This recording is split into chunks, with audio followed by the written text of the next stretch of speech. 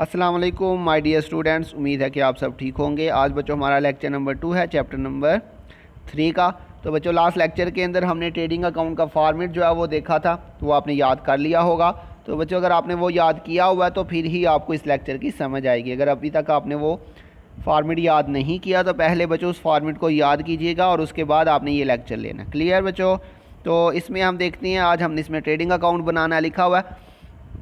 Following informations are provided by XYZ company for the period ended 31st December 2019। तो इसमें बच्चों आपने trading account बनाना है, रिक्वायरमेंट लिखने से मिस हो गई है। तो बच्चों मैं आपको ज़ुबानी बता रहा हूँ, आपने इसमें क्या बनाना है, ट्रेडिंग अकाउंट आपने इसमें बच्चों बनाना है। तो इसके लिए बच्चों ओपनिंग स्टॉक दिया हुआ है, तो आपको पता होना चाहिए कि कौन सी चीज़ को कहाँ पे लिखना। ओपनिंग स्टॉक बच्चों कहाँ पे लिखेंगे, ट्रेडिंग अकाउंट की डेबिट साइड पे सबसे पहले नंबर पे हमने लिखा, और क्लोजिंग स्टॉक ट्रेडिंग अकाउंट की क्रेडिट साइड पे सबसे नीचे हमने लिखा था। उसके बाद परचेजेस डेबिट साइड पे लिखेंगे बच्चों, सेल ट्रेडिंग अकाउंट की क्रेडिट साइड पे, परचेज रिटर्न परचेज में से माइनस, सेल रिटर्न सेल में से minus, custom duty trading account में बच्चों डेबिट साइड पे लिखेंगे, ये डायरेक्ट एक्सपेंस है, आपने याद किया होगा। Transportation, clearing charges, factory expense, fuel and power, ये सारे बच्चों डायरेक्ट एक्सपेंस है, ट्रेडिंग अकाउंट की डेबिट साइड पे लिखे जाएंगे। Coal gas and water, octroi duty, insurance, जी बच्चों इंश्योरेंस हमने नहीं था लिखा ट्रेडिंग अकाउंट के अंदर, ये आपने ट्रेडिंग अकाउंट में नहीं लिखना, ये इनडायरेक्ट एक्सपेंस है, ये प्रॉफिट एंड लॉस में लिखा जाएगा। प्रॉफिट एंड लॉस का फॉर्मेट अभी हम नेक्स्ट लेक्चर में देखेंगे बच्चों। मैरीन इंश्योरेंस, जी बच्चों मैरीन इंश्योरेंस मैंने आपको ट्रेडिंग अकाउंट में लिखवाया था। सैलरी, ये हमने ट्रेडिंग अकाउंट में नहीं था पढ़ा बच्चों। तो इंश्योरेंस और सैलरी ये भी एक्सपेंस है, लेकिन बच्चों ये हमने ट्रेडिंग अकाउंट में नहीं लिखने, सिर्फ वही एक्सपेंस लिखनी है जो हमने पीछे ट्रेडिंग अकाउंट के फॉर्मेट में पढ़े थे। तो अब इसको बच्चों सॉल्व करते हैं, ये हमने यहाँ से रीड कर लिया। तो ये इसका फॉर्मेट बच्चों, सबसे पहले उसका नाम ट्रेडिंग अकाउंट, फिर उसके बाद बच्चों डेट आ जाएगी फॉर द पीरियड एंडेड 31 दिसंबर 2019, और उसके बाद बच्चों ये हम सारे एक्सपेंस लिखेंगे। डेबिट साइड के ऊपर सबसे पहले ओपनिंग स्टॉक आ जाएगा, उसके बाद परचेजेस, और उसमें से परचेज रिटर्न जो दिया था वो आपने माइनस कर देना है।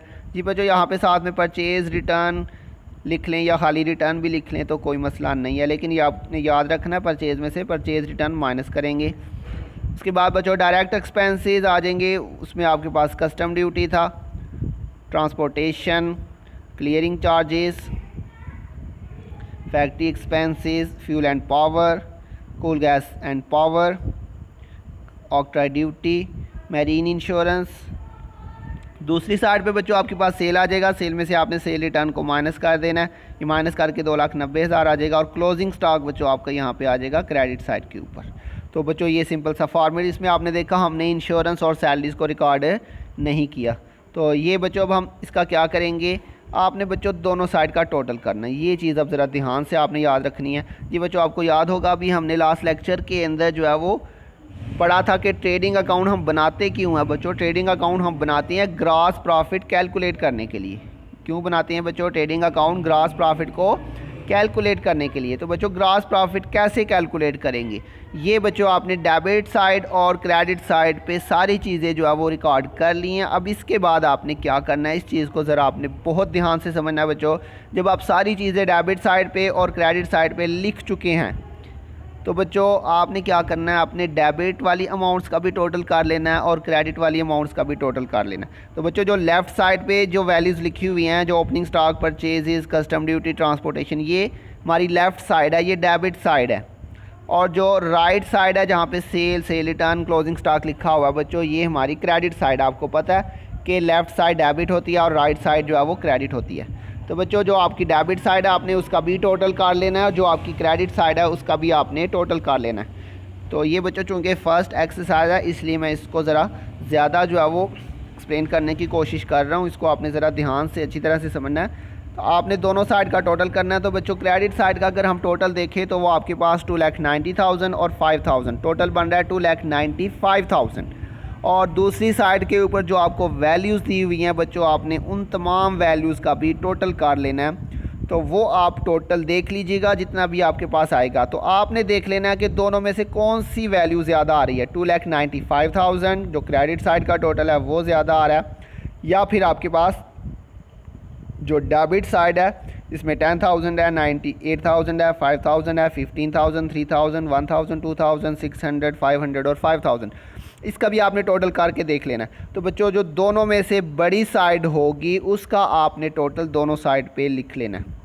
तो इसमें जो है वो 2,95,000 जो क्रेडिट साइड है इसका टोटल ज़्यादा आ रहा है, इसलिए हमने दोनों साइड पे बच्चों क्या लिख लेना है, 2,95,000 दोनों साइड पे लिखेंगे। जी बच्चों जिस साइड का टोटल ज़्यादा होगा आपने उसी का टोटल लिखना है दोनों साइड पे। हालांकि डेबिट साइड का टोटल डिफरेंट आ रहा है, लेकिन आपने बड़ी वाली अमाउंट दोनों साइड पे लिख देनी है, ये आपने याद रखना है। क्लियर हो गया बच्चों ये पॉइंट।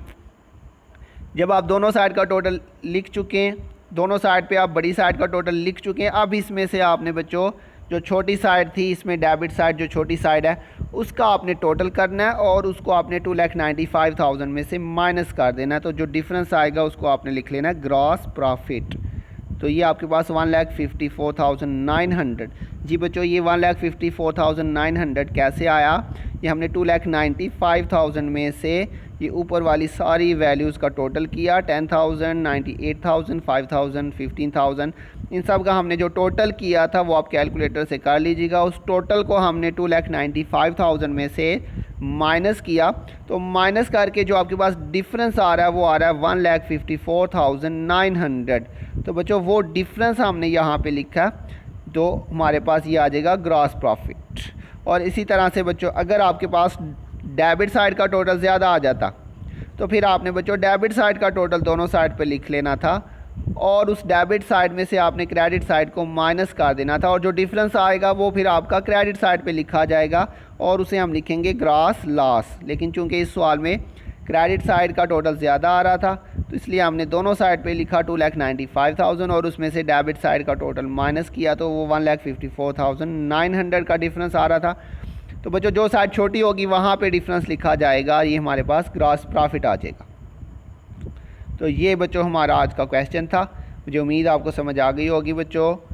तो लेकिन इस लेक्चर से पहले आपको इसका फॉर्मेट जो है वो याद होना चाहिए। अगर आपने फॉर्मेट याद किया हुआ है तो आपको इस लेक्चर के अंदर कोई भी मसला नहीं हुआ होगा। अपना ध्यान रखिएगा बच्चों, बहुत जल्द मिलेंगे नेक्स्ट लेक्चर के साथ, तब तक के लिए अल्लाह हाफिज़।